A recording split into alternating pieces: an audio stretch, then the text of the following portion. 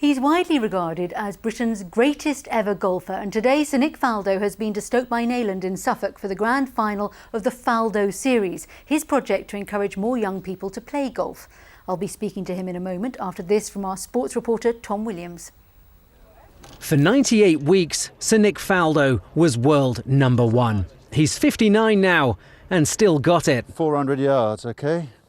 Kind of. Oh, not again! The six-time major winner made a career entertaining crowds around the world.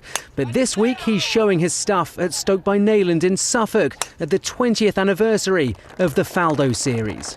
What would you have given for this sort of opportunity when you were young and getting into the game? This is the era I should have been starting, really, because it was a guessing game. Really was a guessing game when we started. Now the equipment is amazing. I used to beat balls all morning, then go and play the first hole, and if it didn't work, I'd be so mad I'd go back to the range. Now a machine will tell you what you're doing. The European Grand Final, one of 40 tournaments in 30 different countries for golfers aged 12 to 21. It's an amazing experience for all of us. You get to learn a lot of new things that he used to do when he was playing at his peak. And what's Nick Faldo like to be around? Oh, it's a pleasure. I went to America 2 years ago with the Faldo finals and I learnt so much, and Sir Nick Faldo is just incredible and gives us so much inspiration. His triumph in '87, the first of 3 Open Championships, a dominant force for over a decade. He was at the top of his game long before most of these kids were born. And when you think he's carried that on, he continues to just want to support the game and give back. But how good is your grip? We've just watched his clinic today, not with the kids, but with the adults today, the parents, the grandparents. And I mean, he's got them all in the palm of his hand by his simplicity of explaining the game to them. As passionate as ever, the Faldo Series, another major achievement. Tom Williams, BBC Look East. Well, I'm pleased to say Sir Nick Faldo joins us live now, and I know you're very proud of the Faldo Series. How important has it been to you? Well, it's been really important. I mean, we all like to pay forward or give back to the game, but I've seen what it's done for many kids. You know, we have events, 40 events in 30 different countries all across the globe now. You know, some of the stories we have are very touching. Some of the kids we've got a young lad here from Brazil. I mean, we've had kids from the favelas in Brazil, or say Nepal or Cambodia.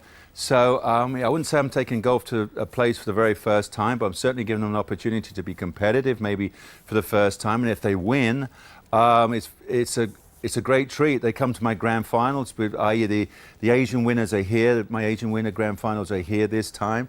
And the winners here will go to Vietnam in March. I mean, so how cool is that? You could be a youngster at whatever, 14 to 18, 20 years old, and you're suddenly flying around the world to go and play golf in some faraway land, which you know, my first flight wasn't until I was about 18 years old to Dublin. So I think this is you know, it's thrown them in the deep end, and they love it. They get an opportunity to travel and learn. Best way to learn is to get out there and do it. And of course, Rory McIlroy was one of the success stories from the Faldo Series, wasn't he? Well, yeah, we had Rory. I had a thing called Team Faldo. Rory played some events, he of course won them, but I had a Team Faldo, I had a selected team, and he wasn't even the best at that time. We had Ollie Fisher there, and James Heath, and Melissa Reid was also there. So we took them to California, I think to Ireland, to England, and you know, it's like, now I call it golf boot camp, but they just eat and sleep and play golf, and so that was quite interesting. I've known Rory since he was a whippersnapper, and because he's gone on to do quite well now. He has, hasn't he? And I know that you're one of the leading golf analysts now on American television, but do you get to play as much as you like to? Not really. I come home. I love to play dad. I have a daughter, Emma, 13, so I do school runs and things like that. But I run back to the range and I hit balls. I still love hitting balls. I'd rather hit balls for a couple of hours.